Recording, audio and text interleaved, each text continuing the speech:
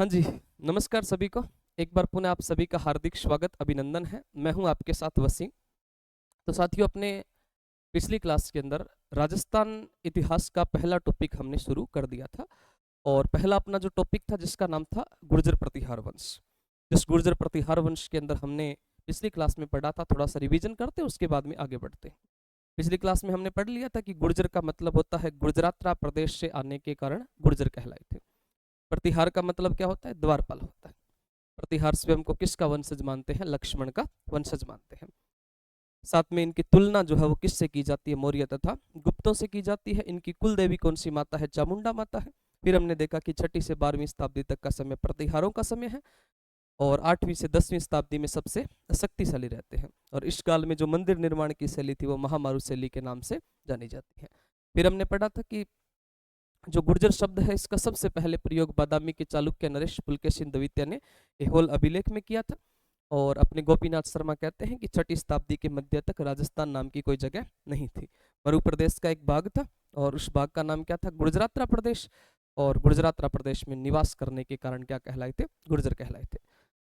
Hiuen Tsang, जिसने CU की पुस्तक लिखी, भारत की यात्रा की थी, इसने गुर्जरों के क्षेत्र को कुचेलो कहा था और गुर्जरों की राजधानी भीनमाल को पिलो पिलो कहा था या पिलो मोलो कहा था।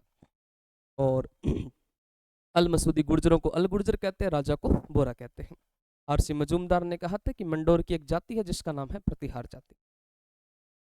हमने देखा कि राष्ट्रकूट और पाल वंशीय जो अभिलेख है जिसके अंदर गुर्जर प्रतिहार हमें नाम मिलता है, रागनपुर, नीलकुंड, देवली, करडाड़ जैसे अभिलेख जो है, इनसे भी गुर्जर प्रतिहार शब्द का हमें उल्लेख मिलता है। इनकी उत्पत्ति के संदर्भ में अलग अलग इतिहासकारों के अलग अलग मत थे। जैसे क्षत्रिय ओजा, जो ओजा जो थे वो क्या बताते हैं? प्रतिहारों को क्षत्रिय, कनेडी ईरानी कहते हैं, जैक्सन विदेशी कहते हैं, कनिगम कुषाण कहते हैं, समित हुण कहते हैं। अरब आक्रमणकारियों ने जुर्ज कहा था, डॉक्टर भंडारकर ने खिजर जाति का बताया था। नैन्सी कहते हैं कि गुर्जरों की कुल कितनी शाखा थी? 26 शाखा थी, जिसमें से कितनी महत्वपूर्ण है? 2। एक तो मंडोर शाखा और दूसरी भीनमाल शाखा। वैसे तो 4 थी महत्वपूर्ण, एक राजौरगढ़ भी है और एक कनौज भी है, लेकिन राजस्थान में 2 ही है।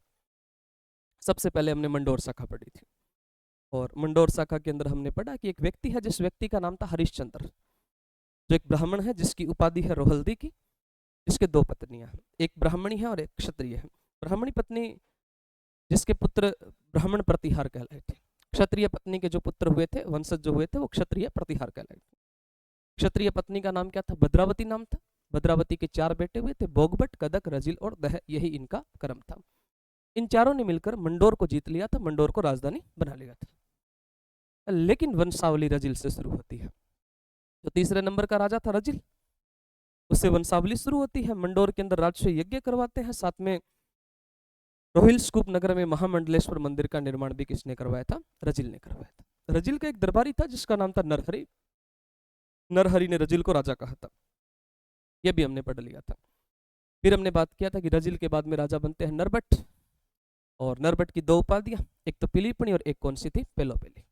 पिलीपणी का मतलब होता है विद्वानों को आश्रय देने वाला और पेलोपेली का मतलब क्या होता है? साहसिक कार्य करने वाला होता है। फिर राजा बनते हैं नाहड़ या नागभट्ट, और नाहड़ या नागभट्ट के अंदर हमने पढ़ा कि ये रजिल का पुत्र था, इसने राजधानी जो है वो मेड़ता को बना लिया था मंडोर के स्थान पर। इसकी एक पत्नी जिसका नाम था जजिका देवी, इसके 2 पुत्र थे, एक का नाम तात और एक का नाम था भोज। तात जो है वो राज्य भोज को सौंपकर स्वयं जो है वो निर्वासित जीवन व्यतीत करने के लिए चला जाता है। फिर हमने राजा पढ़ा था जिसका नाम था सिलुक, जिसने बाटी राजा देवराज को हराया था और साथ में उसने सिद्धेश्वर मंदिर का निर्माण करवाया था। इसके बाद में हमने राजा पढ़ा था जिसका नाम था जोट, जो वीणा बजाता था, गंगा में जल समाधि ली थी, जानकारी गटियाड़ा अभिलेख से मिलती। फिर हमने राजा पढ़ा था बिलादित्य, और बिलादित्य जो है वो हरिद्वार में देह त्याग देते। फिर कक पढ़ा था। कक जो है वो एक ज्योतिष था, कवि था, एक अच्छा विद्वान था, नागभट्ट सेकंड का सामंत था। धर्मपाल के विरुद्ध अभियान में नागभट्ट का साथ दिया था इसने। और कक जो है इसकी 2 पत्नियां थी, एक पद्मिनी और एक दुर्लभ देवी। पद्मिनी का पुत्र बाउक, दुर्लभ देवी का पुत्र था ककुक।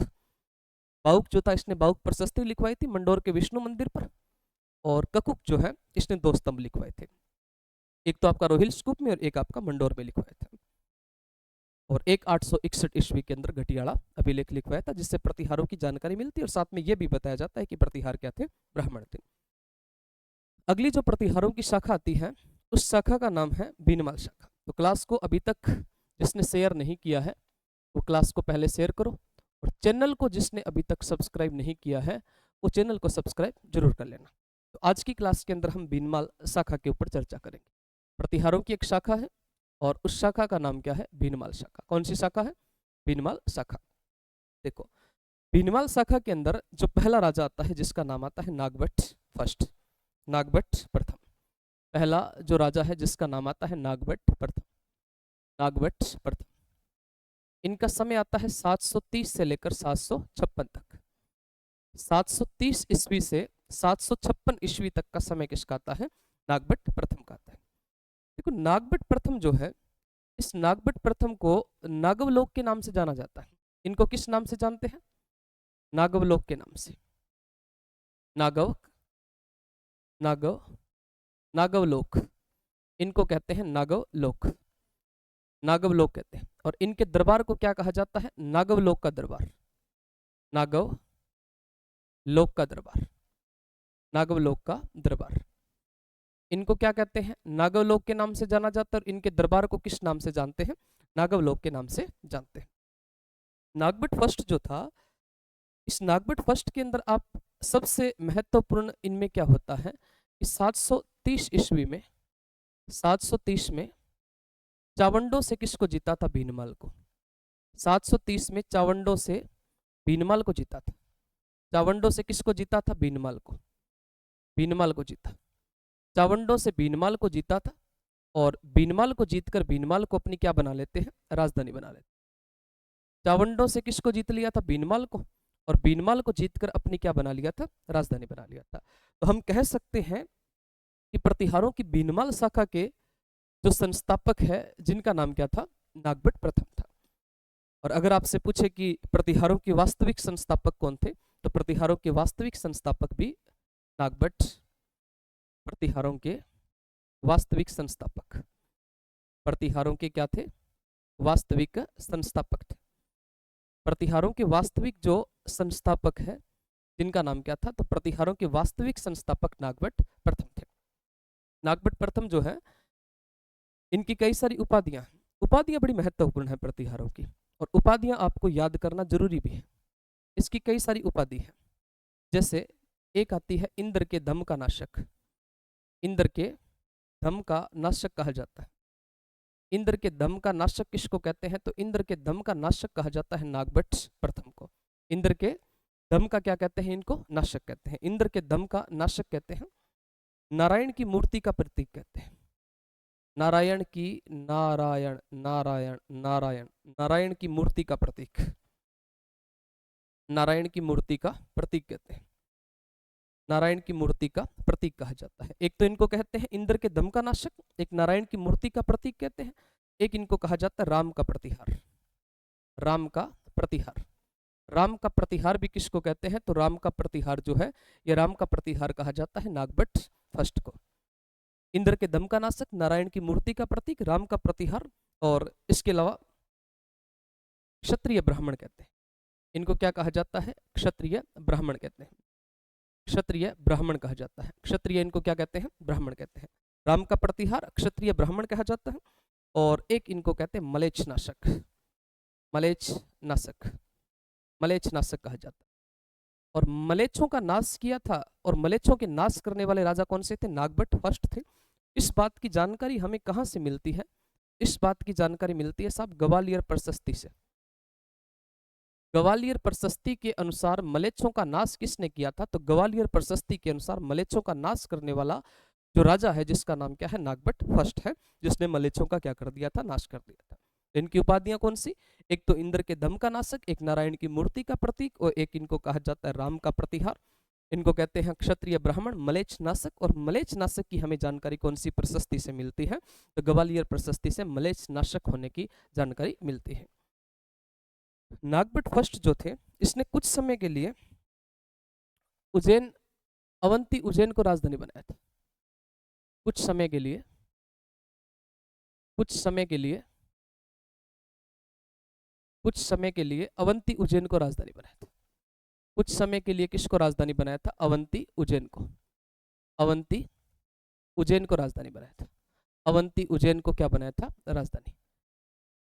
और साथ में मेड़ता को भी राजधानी किसने बनाया था? तो मेड़ता को राजधानी भी नागभट्ट फर्स्ट के द्वारा बनाया जाता है। नागभट्ट फर्स्ट ने मेड़ता को ही क्या बनाया था? राजधानी बनाया था।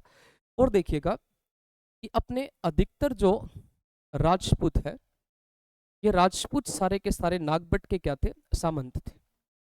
कौन कौन से राजपूत? जैसे अगर मैं बात करूं, गुहिल, गुहिल हो गए, परमार हो गए, गुहिल हो गए, परमार हो गए, चोल हो गए, चालुक्य हो गए।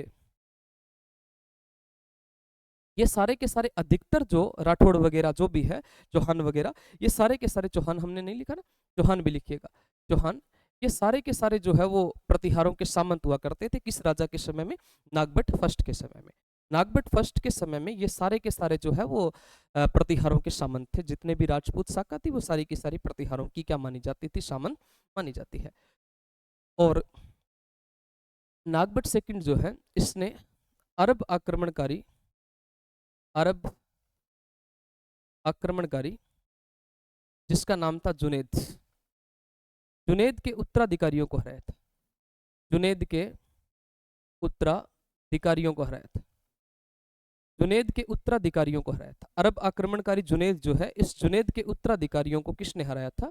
जुनैद के उत्तराधिकारियों को नागभट्ट फर्स्ट ने हराया था। और जुनैद के उत्तराधिकारियों को हराकर बड़ौच जीत लिया था इनसे। क्या जीता था? बड़ौच जीता था। और बड़ौच जो है ये भरतबंड नाम के कोई राजा थे, इस भरतबंड नाम के राजा को दिया था। बड़ौच जीतकर किसको सौंप दिया था? भरतबंड नाम के राजा को सौंप दिया था। बड़े ताकतवर राजा थे, लेकिन फिर भी नागभट्ट जो है ये किससे हार जाते हैं? तो राष्ट्रकूट राजा, राष्ट्रकूट राजा जिसका नाम था दंती दुर्ग। क्या नाम था? दंती दुर्ग नाम था। राष्ट्रकूट राजा दंती दुर्ग से हार का सामना करना पड़ता है। हार का सामना करना पड़ा था। हार का सामना करना पड़ा था। राष्ट्रकूट राजा जिसका नाम क्या था? दंती दुर्ग नाम था।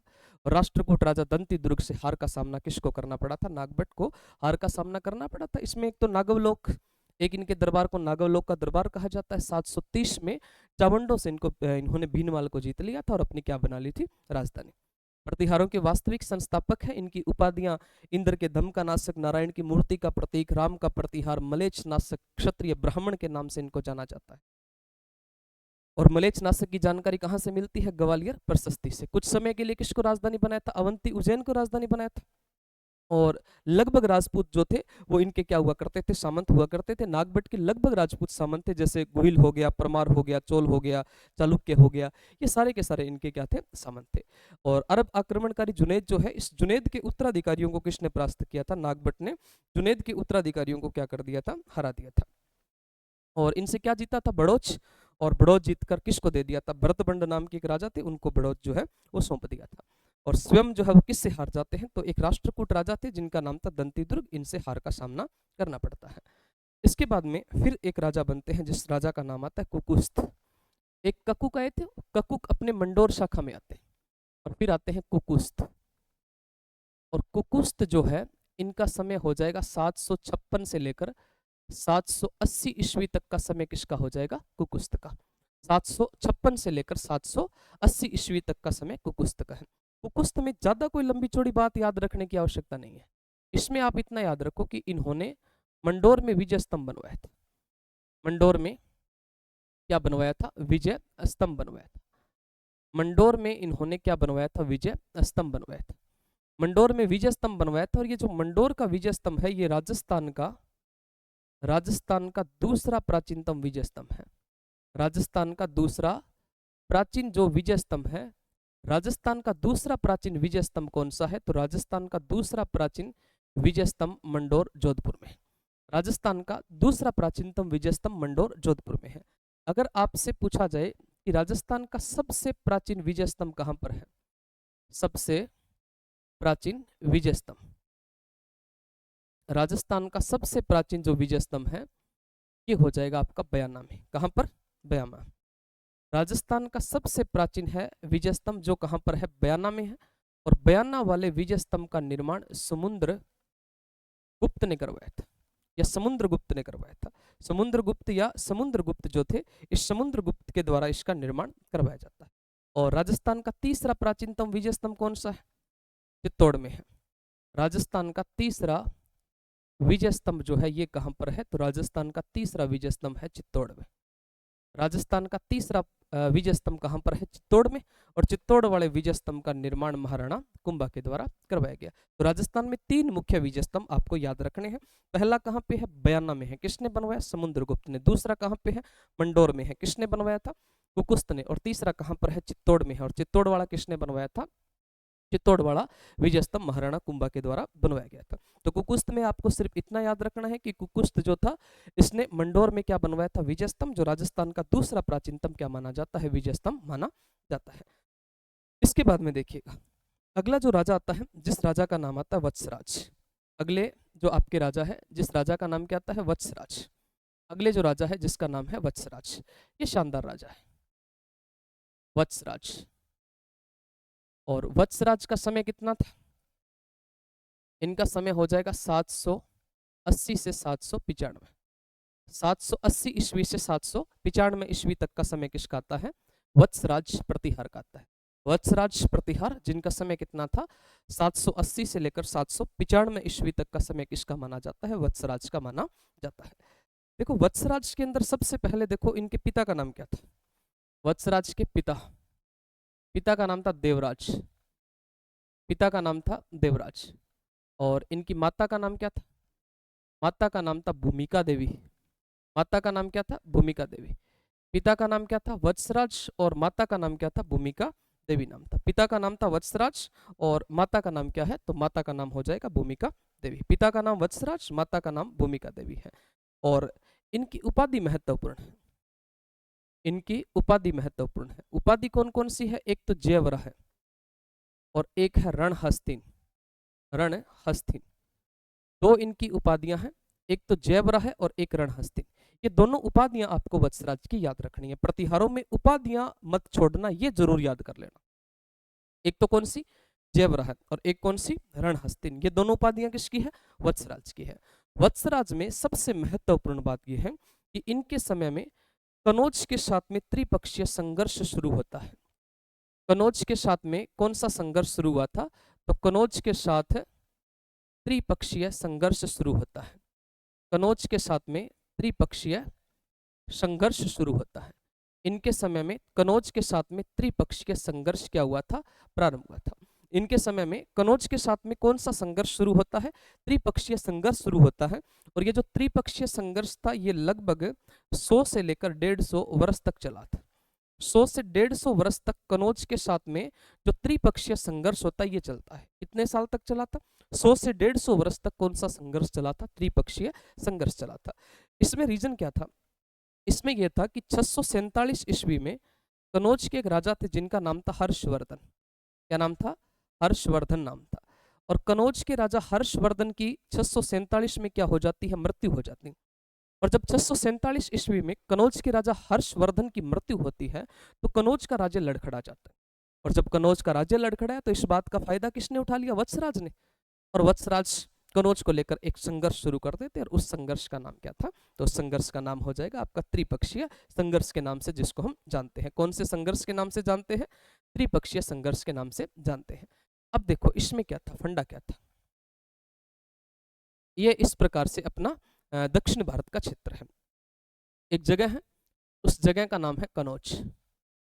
और कनौज के अंदर एक राजा है जिसका नाम है इंद्रायुध। क्या नाम है? इंद्रायुध। बात को समझने का प्रयास करना आप। कनौज के राजा का नाम क्या है? इंद्रायुध नाम है। और उत्तर भारत में अपना जो वंश है, जिस वंश का नाम क्या है, यहाँ पर हो जाएगा अपना राष्ट्रकूट वंश। कौन सा? यहाँ पर हो जाएगा अपना प्रतिहार वंश। उत्तर भारत में कौन सा वंश है? प्रतिहार वंश। और प्रतिहार वंश के जो राजा है जिसका नाम क्या है? तो प्रतिहार वंश के राजा का नाम है वत्सराज। प्रतिहार वंश के राजा का नाम है वत्सराज। और दक्षिण में महाराष्ट्र में एक वंश था जिस वंश का नाम था राष्ट्रकूट वंश। और राष्ट्रकूट जो वंश है, इस राष्ट्रकूट वंश के राजा का नाम है ध्रुव। क्या नाम है? ध्रुव नाम है। राष्ट्रकूट वंश के राजा का नाम है ध्रुव। यहाँ पर एक वंश शासन कर रहा है, उस वंश का नाम है पाल वंश। कौन सा वंश है? पाल वंश है। और पाल वंश के जो राजा है जिसका नाम है धर्मपाल। पाल वंश के राजा का नाम क्या है? धर्मपाल है। तो इस प्रकार की डायरेक्शन थी इस त्रिपक्षीय संघर्ष के अंदर, जिसमें कनौज के राजा कौन से हैं? कनौज के राजा हो जाएंगे इंद्रायुध। कनौज के राजा कौन से हैं? इंद्रायुध हो जाएंगे। और पाल वंश के राजा कौन से हैं? धर्मपाल है। और साथ में जो अपने राष्ट्रकूट वंश के राजा है जिनका नाम क्या है? ध्रुव नाम है। सबसे पहले क्या होता है? वत्सराज इस संघर्ष की शुरुआत करते और वत्सराज ने अटैक कर दिया था, आक्रमण कर दिया था किसके ऊपर? तो वत्सराज आक्रमण करते हैं सबसे पहले कनौज के ऊपर। और कनौज पे वत्सराज ने आक्रमण किया तो यहाँ पर इंद्रायुध की क्या हो जाती है? हार हो जाती है। बात को समझना बड़ा इत्मीनान से कि इंद्रायुध की हार हो गई। इंद्रायुध यहाँ से भागा और भागकर पाल वंश के धर्मपाल के पास में जाता है। किस लिए? सहायता के लिए। पाल वंश के धर्मपाल के पास में गया और किस लिए जाता है? सहायता के लिए, कि आप मेरी क्या कर दीजिए? सहायता कर दीजिए। अब जब धर्मपाल अटैक करेगा किसके ऊपर? वत्सराज के ऊपर, तो धर्मपाल की भी क्या हो जाती है? हार हो जाती है। धर्मपाल की भी क्या हो जाती है? हार हो जाती है। अब यहां पर मामला यह था कि वत्सराज ने एक समय के लिए पूर्ण रूप से कनौज पर क्या कर लिया? अधिकार कर लिया।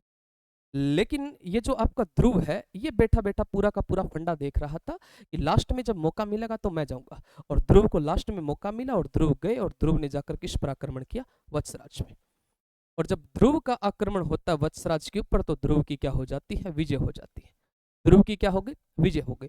और ध्रुव ने वापस दे दिया कनौज किसको? इंद्रायुध को। इंद्रायुध को वापस कनौज का राजा बना दिया था। तो कनौज का जो त्रिपक्षीय संघर्ष है ये वत्सराज के समय में शुरू होता है। यहाँ पर कनौज के राजा कौन थे? इंद्रायुध थे। पाल वंश के कौन से थे? धर्मपाल। प्रतिहार वंश के कौन से थे? वत्सराज। वत्सराज ने सबसे पहले किसके ऊपर अधिकार किया था? कनौज पर। इंद्रायुध हार के धर्मपाल के पास में सहायता के लिए जाते हैं। धर्मपाल जब अटैक करते हैं तो धर्मपाल भी हार जाते हैं। लास्ट में कौन अटैक करता है? ध्रुव अटैक करता है। और जब लास्ट में ध्रुव का आक्रमण होता है तो यहाँ पर किसकी हार हो जाती है? तो ध्रुव के आक्रमण के समय वत्सराज की क्या हो जाती है?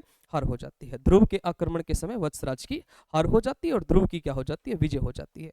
अब यहां पर कहा जाता है कि इस हार के बाद में राघनपुर, राघनपुर एक अभिलेख आता है। राघनपुर एक आता है बनी, राघनपुर, बनी और डिंडोरी। राघनपुर, बनी और डिंडोरी ये अभिलेख है। राघनपुर, बनी और डिंडोरी अभिलेख के अनुसार, अभिलेख के अनुसार राघनपुर, बनी और डिंडोरी अभिलेख के अनुसार वत्सराज ने, अनुसार यहां से वत्सराज ने, यहां से वत्सराज ने, यहां से वत्सराज ने मरुस्थल में शरण ली थी। यहां से वत्सराज ने किसमें शरण ली थी? मरुस्थल में। मरुस्थल में क्या ली थी? शरण ली थी। राघनपुर, बनी और डिंडोरी अभिलेख कहते हैं कि यहां से भागकर वत्सराज कहां पर शरण लेते हैं? तो यहां से भागकर वत्सराज जो है ये आपके शरण लेते हैं किसके अंदर? मरुस्थल के अंदर। इस बात की जानकारी कहां से मिलती है? राघनपुर, बनी और डिंडोरी अभिलेखों के अनुसार पता चलता है कि वत्सराज ने यहां से भागकर कहां पर शरण ली थी? मरुस्थल के अंदर शरण ली थी।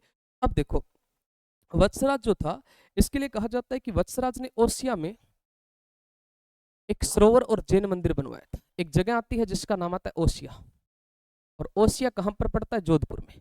और इस ओसिया में एक तो बनवाया था सरोवर। ओसिया में क्या बनवाया था? सरोवर।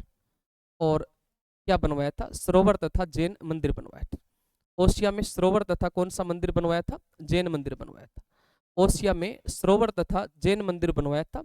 और ओसिया में सरोवर तथा जैन मंदिर किसके द्वारा बनवाया गया है? तो ओसिया में सरोवर तथा जैन मंदिर वत्सराज के द्वारा बनवाया गया है। ये जो ओसिया जगह है ये आपके सूर्य तथा जैन मंदिरों के लिए प्रसिद्ध है। बड़े महत्वपूर्ण बातें हैं कि ओसिया किसके लिए प्रसिद्ध है? तो ओसिया सूर्य तथा जैन मंदिरों के लिए प्रसिद्ध है। सूर्य तथा कौन से मंदिर के लिए प्रसिद्ध है? सूर्य तथा जैन मंदिर के लिए प्रसिद्ध है। मंदिर के लिए प्रसिद्ध है। सूर्य तथा जैन मंदिर के लिए क्या प्रसिद्ध है? तो सूर्य तथा जैन मंदिर के लिए ओसिया जोधपुर प्रसिद्ध है। सूर्य तथा कौन से मंदिर के लिए? जैन मंदिरों के लिए क्या प्रसिद्ध है? ओसिया जोधपुर प्रसिद्ध है। ओसिया जोधपुर को राजस्थान का भुवनेश्वर कहते हैं। राजस्थान का क्या कहा जाता है? भुवनेश्वर। राजस्थान का भुवनेश्वर किसको कहते हैं? ओसिया जोधपुर को कहते हैं। ओसिया सूर्य तथा जैन मंदिरों के लिए प्रसिद्ध है और ओसिया जो है इसको राजस्थान का भुवनेश्वर कहते हैं। और ओसिया के अंदर एक माता का मंदिर है जिस माता का नाम था ओसिया माता का। कौन सी माता का मंदिर है? ओसिया या सचियाई माता का मंदिर है। ओसिया या सचियाई माता का मंदिर कहाँ पर है? ओसिया जोधपुर में है। ध्यान रखना, जोड़ के पढ़ना इसको। और जो ओसिया माता है ये ओसवाल जैन परिवार की कुल देवी है। कौन से परिवार की? ओसवाल जैन परिवार की, ओसवाल जैन परिवार की कुल देवी कौन सी है? तो ओसवाल जैन परिवार की कुल देवी जो है वो ओसिया माता है। ओसवाल जैन परिवार की कुल देवी कौन सी माता है? तो ओसिया माता है। कौन से परिवार की? ओसवाल जैन परिवार की कुल देवी है। ओसवाल जैन परिवार की कुल देवी ओसिया माता है। और यहाँ पर फिर आप नोट लगाकर एक बात ध्यान रखना कि ओसवाल जैन परिवार में किसका जन्म होता है? मोतीलाल तेजावत का जन्म हुआ था।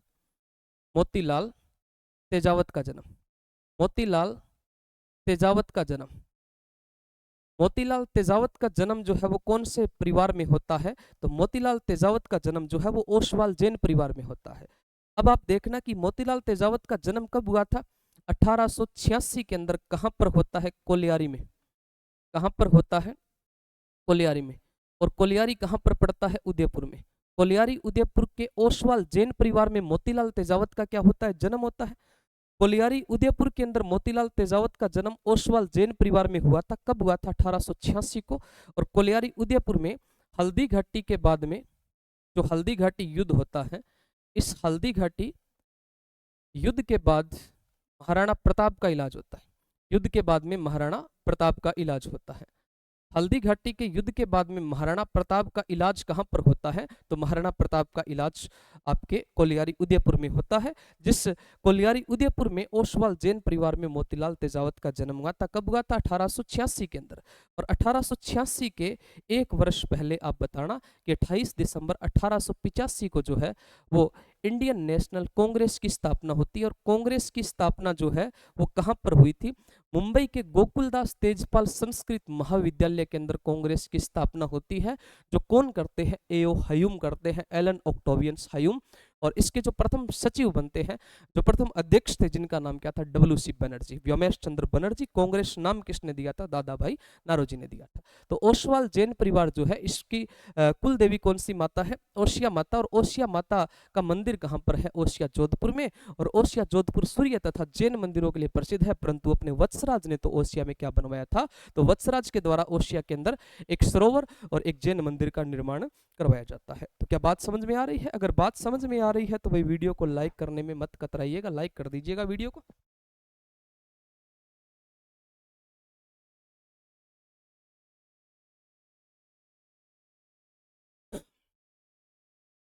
वत्सराज 708 वत्सराज के 708 कवि है ज्योतन सूर्य। ज्योतन सूर्य, ज्योतन सूर्य कुवल्यमाला कौन सा ग्रंथ लिखा? कुवल्यमाला ग्रंथ, कुवल्यमाला, ज्योतन कुवल्यमाला ग्रंथ लिखा था 778। और 781 में जीनसेन सूरी नाम का जीनसेन, जीनसेन का हरिवंश पुराण ग्रंथ, हरिवंश पुराण नामक, हरिवंश पुराण नामक जीनसेन हरिवंश पुराण ग्रंथ। ध्यान रखना कि जो सूर्य शब्द है वो वास्तव में कौन लगाते हैं? जैन धर्म की शब्द, जैन धर्म के सूर्य शब्द लगाते हैं। एक अपने जैसे शेरशाह सूरी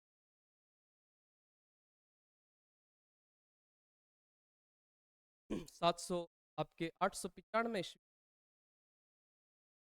895 में वत्सराज, 895 ईस्वी। तो वत्सराज की मृत्यु, वत्सराज के बाद में जो अगले जो आपके राजा बनते हैं नागभट्ट, अगले जो राजा बनते हैं नागभट्ट सेकंड भी एक महत्वपूर्ण, आप ध्यान 800 795 से लेकर 700 800 लिख, 700 लिख, 700 795 में 700 मृत्यु हो गई थी। का समय आता है 795 से 800 है नाग। नागभट्ट सेकंड का। नागभट्ट सेकंड का नाम था वत्सराज। नाम क्या होता? पिता का नाम है, पिता का नाम, माता का नाम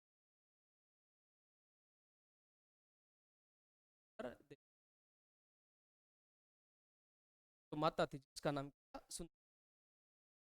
के पिता का नाम था वत्सराज, माता का नाम। नागभट्ट सेकंड जो, नागभट्ट सेकंड ग्वालियर प्रशस्त, ग्वालियर, ग्वालियर के अनुसार, ग्वालियर उपाधि को, कर्ण की उपाधि को, कर्ण की उपाधि धरण, ग्वालियर के अनुसार कर्ण की,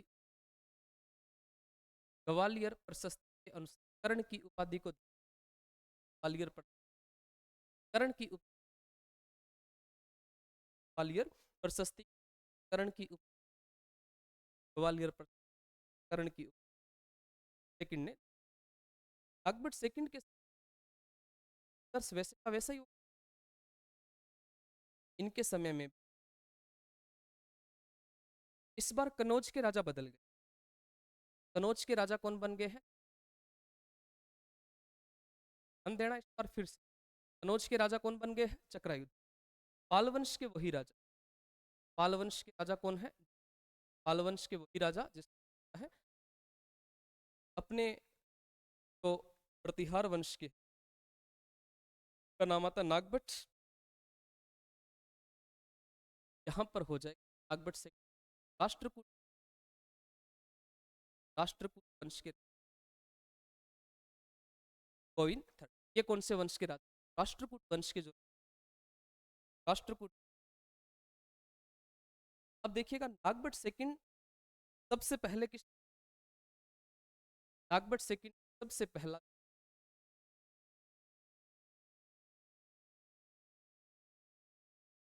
लेकिन आप इसको थोड़ा सा अलग वे में 800 ऐसे 808 की बात का बता देते, सॉरी बता देते 808 के मध्य, 806 से 808 नागभट्ट, नागभट्ट साथ में युद्ध, नागभट्ट से 806 से 808 आपके सबसे पहले गोविंद हर का सामना, गोविंद तृतीय हर का सामना सबसे पहले 806 से लेकर 808 ईस्वी के मध्य गोविंद तृतीय के साथ, गोविंद तृतीय, हाँ, गोविंद तृतीय के साथ में लड़ हर का सामना 806 से 808 ईस्वी के मध्य जो है नागभट्ट सेकंड ने गोविंद तृतीय के साथ में युद्ध, गोविंद तृतीय। इसके बाद में लगभग 816 ईस्वी की 800 816 के अंदर जो है नागभट्ट ने पर अधिकार, नागभट्ट ने कनौज पर अधिकार किया। 816 में नागभट्ट ने अधिकार किया था कनौज के ऊपर अधिकार, कनौज पर अधिकार। 816 में किस पर? नागभट्ट थोड़ी जल्दी कर ले। और नागभट्ट ने कनौज पर अधिकार करके कनौज को अपनी क्या बना लिया, कनौज को क्या बना ली थी? राजधानी बना। नागभट्ट ने 816 ईस्वी पर किसके ऊपर अधिकार किया? कनौज पर।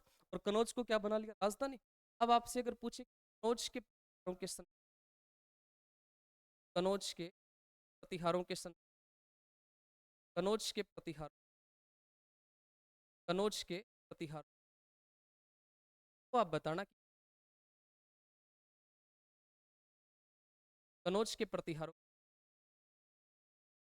कनौज के प्रतिहार वंश नागभट्ट सेकंड, नागभट्ट ने सबसे पहले इससे हार का सामना करना पड़ा था गोविंद तृतीय के बाद में नागभट्ट ने 816 के अंदर कनौज के राजा के साथ, यहाँ पर कनौज के राजा की हार हो जाती, करायुद्ध की हार हो जाती, नागभट्ट कनौज अधिकार कर। बाद में एक का नाम था, कौन सा युद्ध होता है? का वास्तव में सन नहीं मिला। केर का युद्ध, केर का युद्ध हुआ था। केर के युद्ध तरफ तो तरफ हो जाएंगे पाल वंश। पाल वंश, पाल नाम, पाल वंश के राजा का नाम। पाल वंश के पाल के साथ में केर का युद्ध, केर के युद्ध नागभट्ट की हो जाती है विजय। केर के युद्ध नागभट्ट की क्या होती है? केर के युद्ध नागभट्ट की विजय होती है और नागभट्ट ने इस उपाधियों को बटारक, एक है परम बटारक, आती है महाराजा परम बटारक, एक कौन सी है? नागभट्ट सेकंड ने केर विजय के उपलक्ष्य में कौन कौन सी उपाधियों को, नागभट्ट सेकंड केर विजय के उपलक्ष्य में उपाधियों को, उन उपाधियों का नाम था परम बटारक। वास्तव में उपाधियां हैं जो है वो कर सकते। गुप्त वंश के अंदर गुप्त ने इन उपाधियों को मेवाड़ के अंदर, मेवाड़ के उस मेवाड़ के अंदर नाम के ग्रंथ आदि परम, एक तेज आदि और नागभट्ट सेकंड जो आदि का नाम परम बटारक था। 800 833 नागभट्ट ने गंगा में जल, नागभट्ट गंगा में जल, 833 नागभट्ट ने गंगा में जल समाधि, गंगा में क्या ली थी? जल समाधि। गंगा में क्या ली थी? जल समाधि। नागभट्ट सेकंड गंगा में जल समाधि। गंगा के अंदर 833 नागभट्ट जल समाधि देते हैं।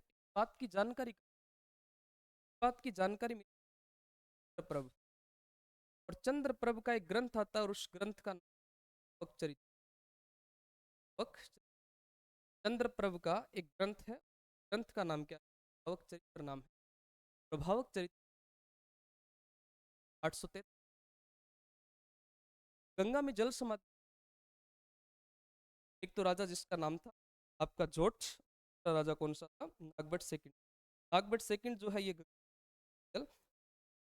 साथ में नागभट्ट सेकंड के समय में अपने एक चौहान राजा आते हैं, चौहान राजा जिसका नाम था चौहान राजा, चौहान राजा का नाम,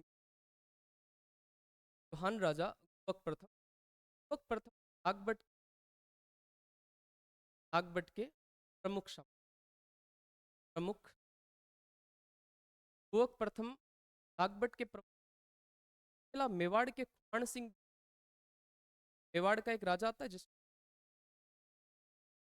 खुमान सिंह, खुमान सिंह नागभट्ट के,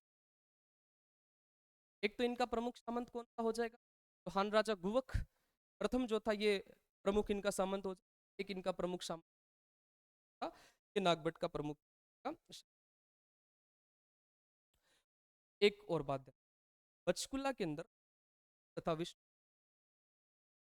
नागभट्ट ने पंचकुला में तथा विष्णु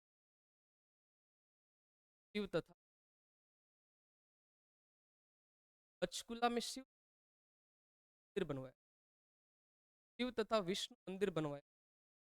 पंचकुला के अंदर जो शिव और विष्णु का मंदिर बनवाया था, इसको वर्तमान में शिव पार्वती मंदिर के नाम, वर्तमान में इस मंदिर को किस नाम, वर्तमान पार्वती मंदिर,